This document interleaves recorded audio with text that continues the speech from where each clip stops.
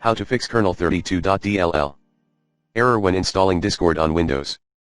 Here are some tips that would help you fix kernel32.dll. Error when installing Discord on Windows. 1. Update your Windows. 2.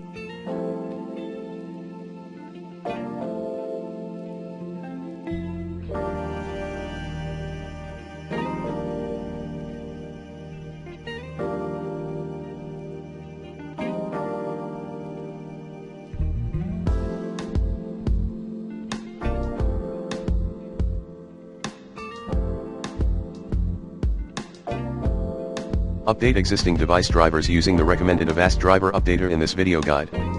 3.